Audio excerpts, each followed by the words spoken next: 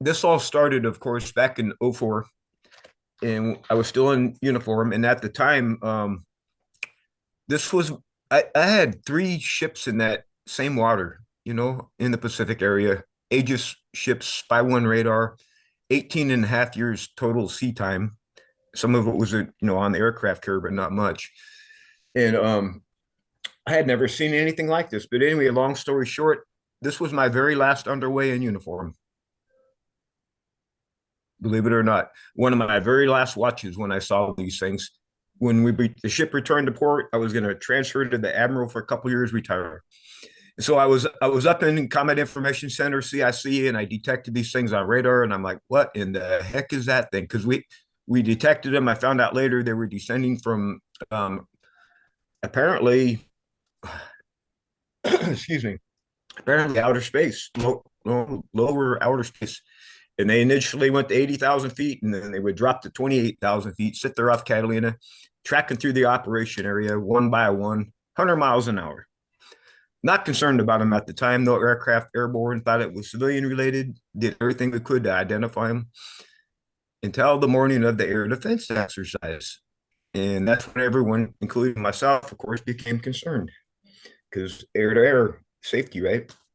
And that's when Fast Eagle Flight happened and Commander Fravor did the intercept, and kind of the rest is history. Anyway, I retired.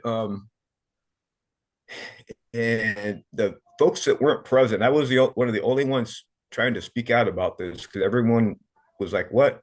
In the, fill in the blank, go ahead. You should have seen our reaction on the ship. We were stumped. Anyway, I tried to speak out. First, when I was in uniform, hey, maybe what's up, sir? Hey, we got a flight risk off the coast here. And I would try to describe what happened. And I am not kidding you, brother. Like you, I got laughed at. And I can't even tell you how bad that hurt professionally. And the folks that weren't laughing were looking down their nose pretty hard at me. I retired and went to Department of Defense, contractor, doing mostly manning and training analysis for the ships. And same thing again, raise my hand meetings and try to describe what happened, and the same result. So in a sort of a, because in my performance started to degrade too, and I was like, okay, I see the writing on this wall. So in silent protest, I quit, and I went back home. I was going to get my master's degree, which I did. And before that, I had some time. So I wrote a book, Sailor's Anthology. And my plan was to, and the short story is called The Seer, not Seer, The Seer, SEER. And it's a fictionalized account of what happened during the Tic Tac. And I even say Tic Tac and I describe the whole thing. And I published it in the Library of Congress in February 2009. Just in case the story ever became public, my little book would be proof it really happened. Actually, I actually read your book because that's how I stumbled on you. I mentioned earlier, which I ended up finding a video, which your video is one of my first validations. I was actually, I got out in 2010 and I got pretty sick, PTSD, was a combat vet. I ended up homeless, addict.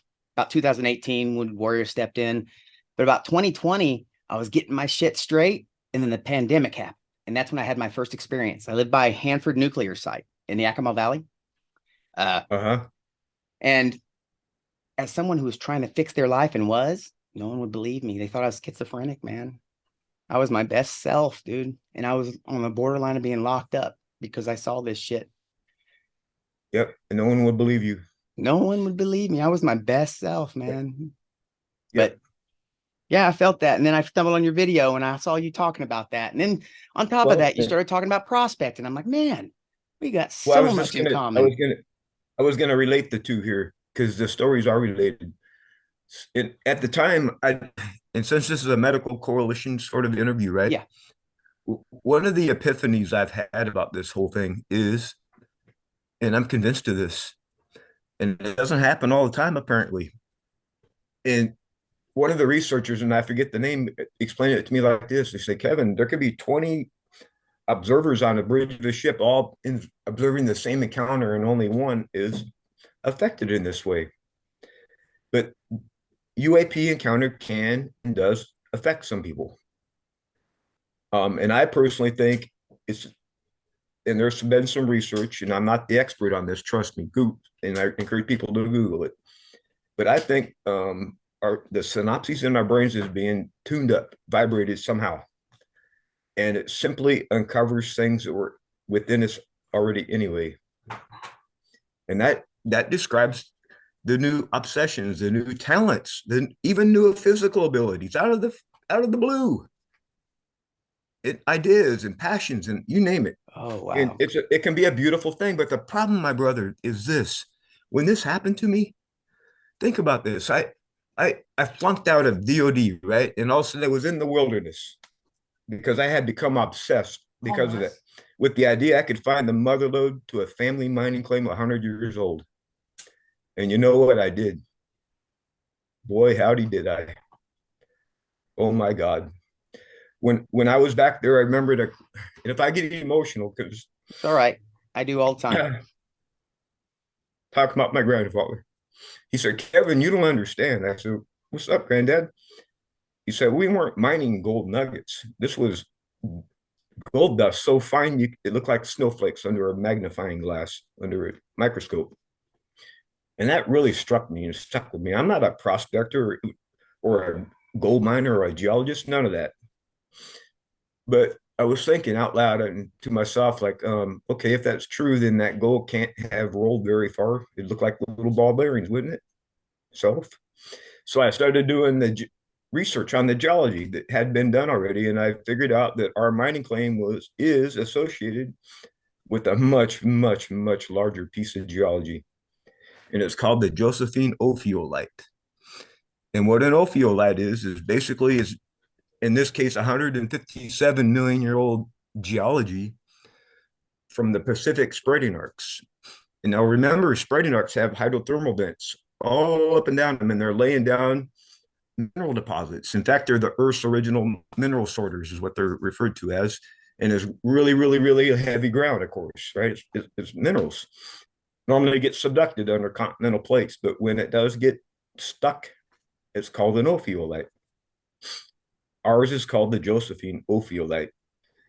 It extends, as far as I know, from Northern California to South Washington and way far inland too. And I'm telling you, my brother, simply based on the size of this sucker with an S, I didn't cuss, and the type of geology it is, there could literally be trillions of dollars beneath my feet. And guess what? And guess what?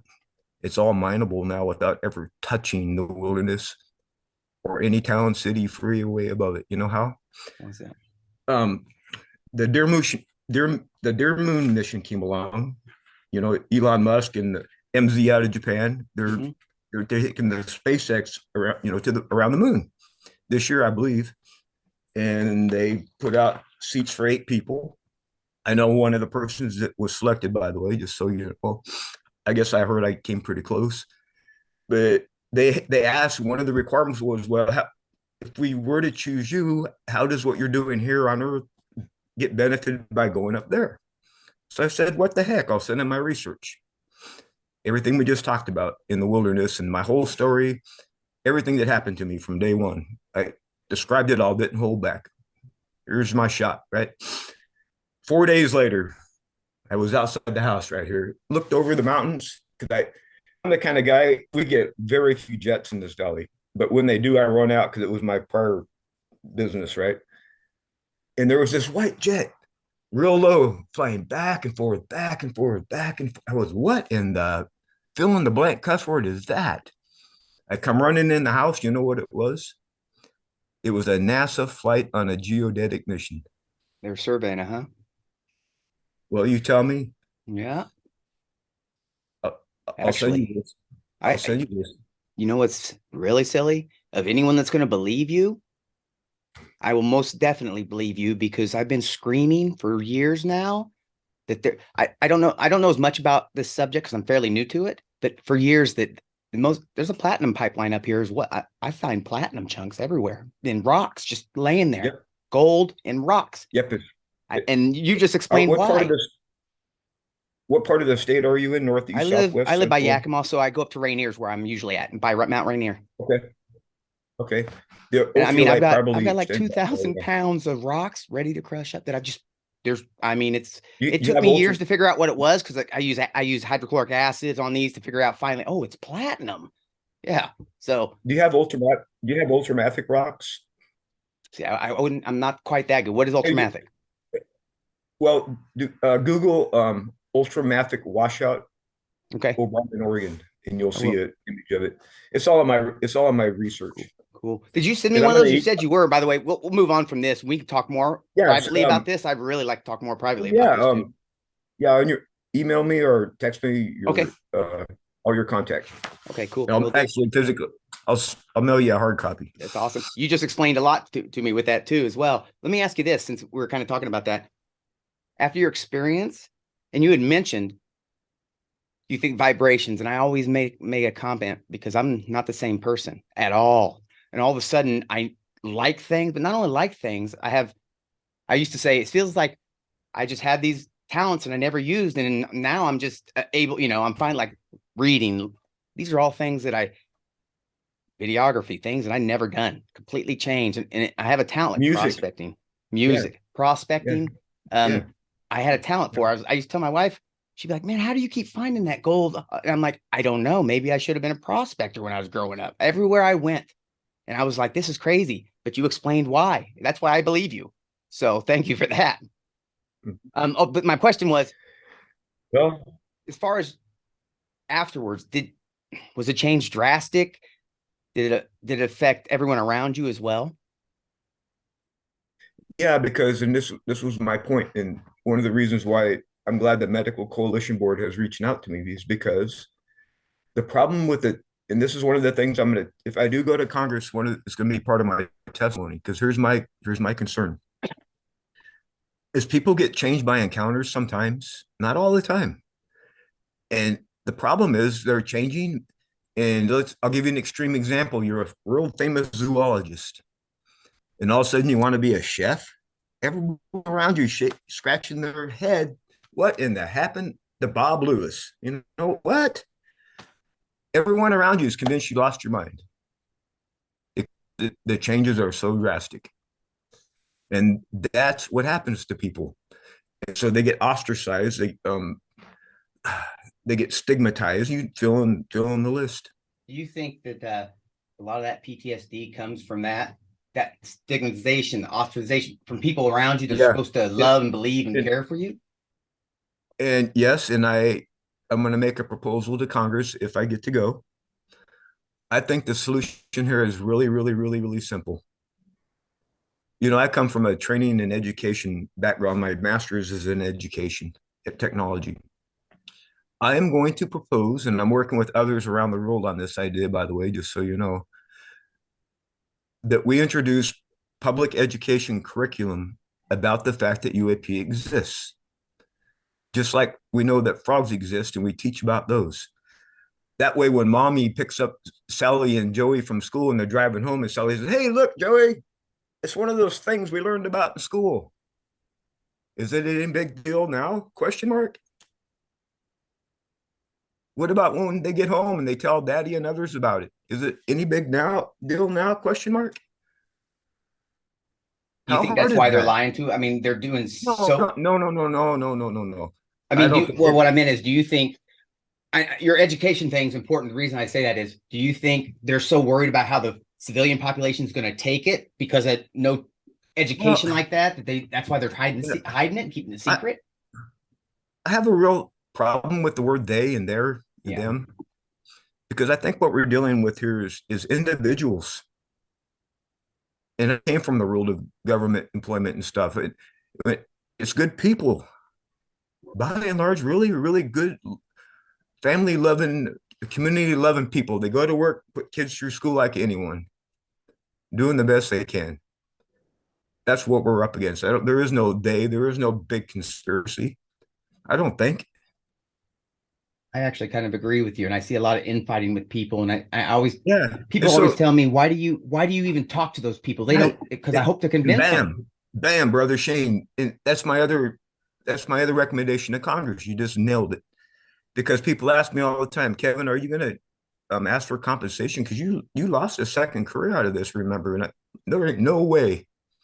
In fact, just the opposite. Because you know why? Way long ago now, almost 20 years, huh?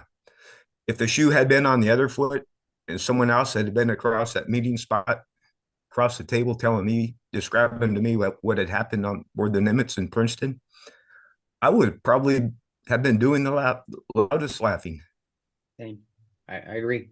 Same. If I would have told myself this years ago, I said my great grandfather saw Foo Fighters World War II in Korea, and I used to laugh and he was crazy.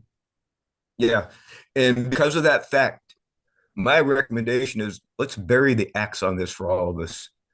Let's let's forgive, move on, and move up, please. What kind of other support do you think should be around? I guess people who've experienced things, because like you and I, trauma from it, not necessarily the event, but the after. Yeah. So what kind of other support services do you think the government should stand up? Well, I think one of the keys to this whole thing is getting people like yourself and myself and others to kind of look at this a little bit differently and from a perspective of hope. That you get to be that generation that finally changes this for the rest of mankind's history. It's funny you say that, because like Lou said, tearing down ufology, it's about standing on the shoulders of giants like you guys. And the only reason I say my name, I've done this, I've went through this, is because you guys helped me get out of a dark, I was suicidal first time in my life, and I was homeless and an addict. But through a series of events, I ended up finding interviews with Lou because of the 2017, all the way through, right? It's just synchronicities. And then, which leads me here. I just can't even explain it, but I do know that what bothers me the most is the fact that, like, even now, like I just got back from Wounded Warrior Care not too long ago for PTSD and combat stuff. And I realized I need to dump my experience, but there's no one I can that won't give me a pill or add that to my list of symptoms. And so I've been holding that part, what happened, what I saw, and because I continue to see orbs, all this stuff here where I'm at. And so I'm actually struggling because I can't dump it. And I've kind of started, the VA shit. Let me tell you that. I know one way to maybe channel some of that is get yourself on a research team somehow. I happen to know a couple. You do too, I know. Yeah, go on expeditions and stuff. That's cool stuff. Do something positive with it. And that's what I'm trying, man. Like with because I'll tell you what, man. Yep, I'll tell you what. UAP is real. UAP is findable. I've done it twice already. UAP is knowable. We can know what this is.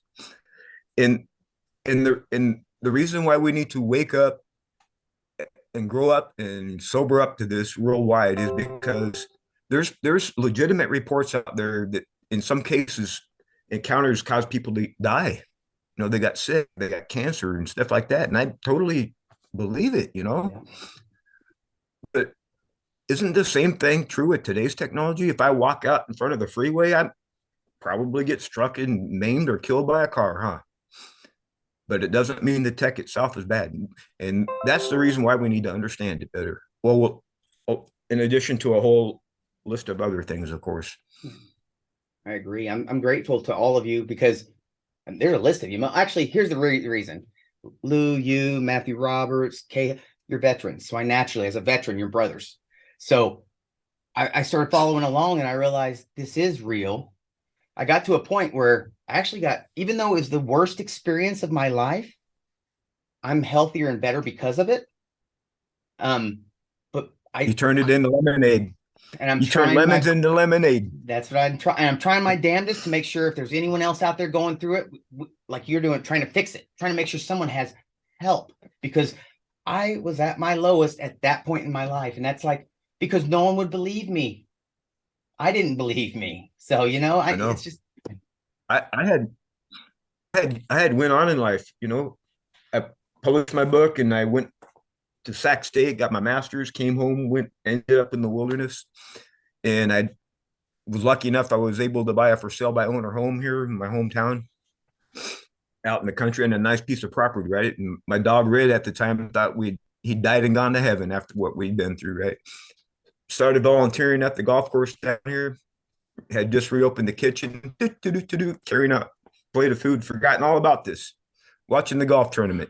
Blam, on CNN, all of a sudden, holy, filling the cuss word, because you know what I saw? The same grainy MPEG video that was in my email box the day after this happened, when the object went off to the left side of the screen. I was so shocked I dropped the plate. so that validation, did that give you, I guess, more the strength to put so much effort into, like, I guess you would say, efforts, you know, for support for experiences, I should say. Yeah, and you know, and you bring up another good point. I had a strange when I rolled out of the wilderness back in 2014 and had bought my house that I just mentioned out in Hall here in Cave Junction, Oregon. I was over at a friend's house and there was these two guys there, and they were like, "Hey, Kevin, glad we ran into you. We've been wanting to meet you because we saw your geology research online, and we're from the government, and we would it would be cool if you took us back up there because we're thinking about training spec ore over there because it's so damn rugged." I said, "What the hell? Why not?" But you know, I took along a couple friends just in case. I didn't know who they were, right? But they were really cool guys, and we did our thing. We came home, and they got me back home, and they sat me down, and they became pretty emotional. And they said, "Kevin," I looked at them like they had two heads when they said this. I couldn't. I was like, "What in the blank are you talking about?" They said, "Kevin, you are incredibly important to what's about to happen." And that's validation within 20, itself. 2014. You tell me. Yeah. I'm just as amazed and fascinated as anyone else. I'm just a normal guy. I just happened to be on watch. I didn't ask for this. But you know what? I'm going to do what's right for humanity. God willing. I'm so appreciative because I have a podcast and I do spaces, but like you, when I talk about my stuff, I can't control it. It is what it is. So I'm appreciative. I know how hard it is, and it happens to me, and it's because of actually watching you that's one of the reasons I come forward and started talking about this stuff. The source of it for me is gratitude. I don't have words to describe how grateful I am. Has anyone else had experiences that in your family after your experience, or? Not to my knowledge. Okay. And in fact, I myself had never had. I spent years in this valley.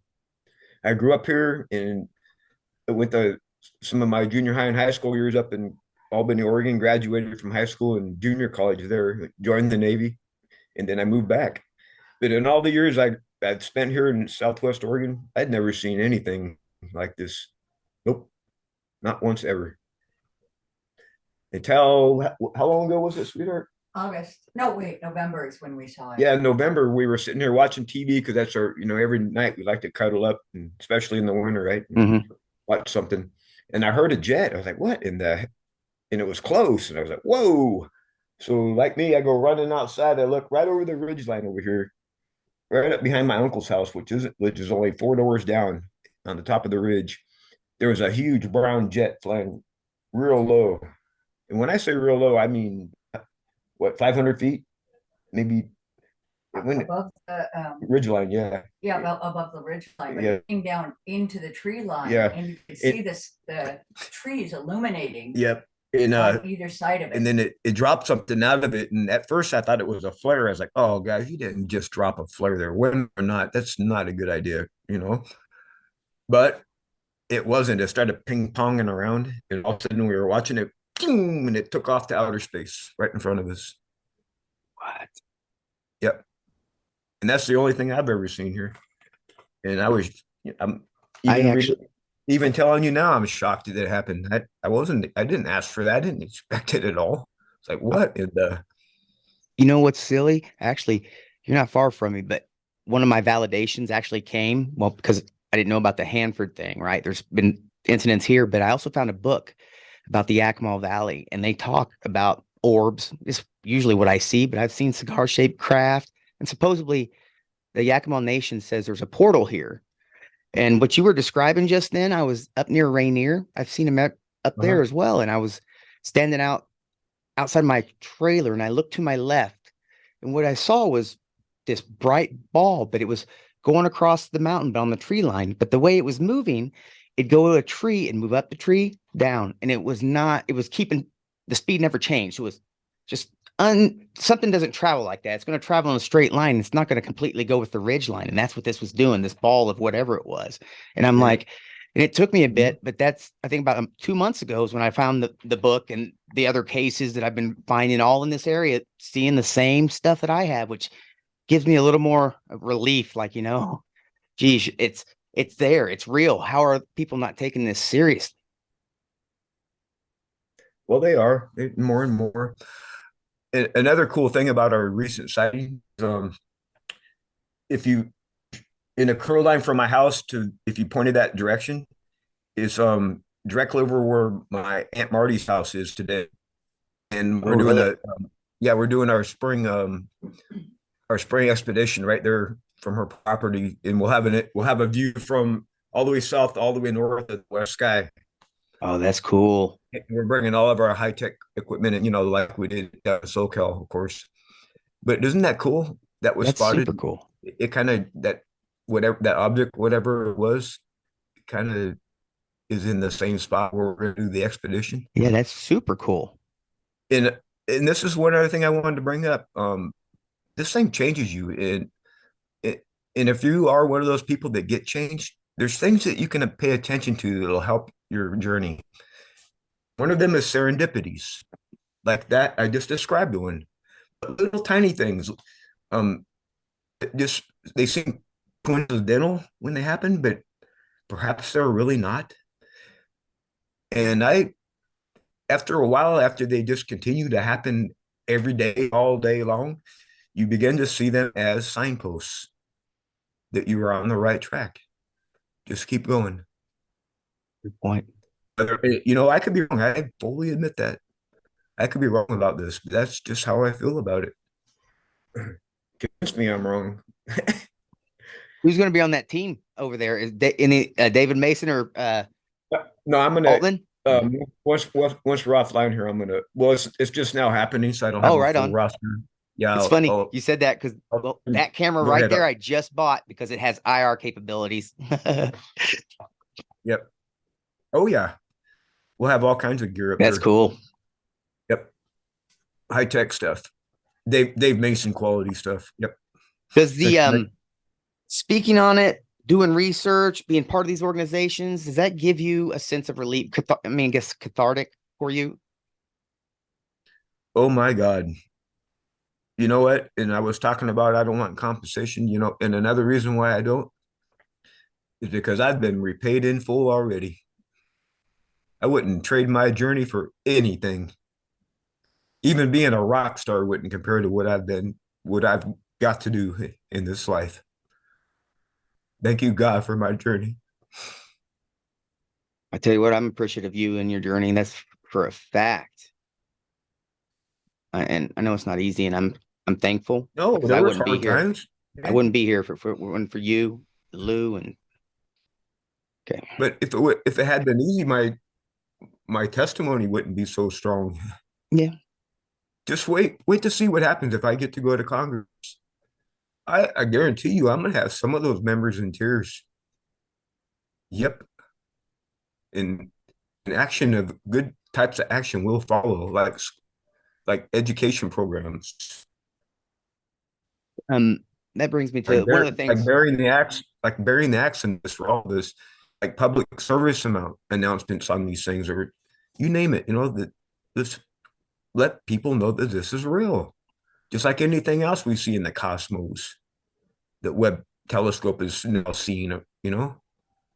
Come on, let's wake up, humanity. Come on, we're better than this, aren't we?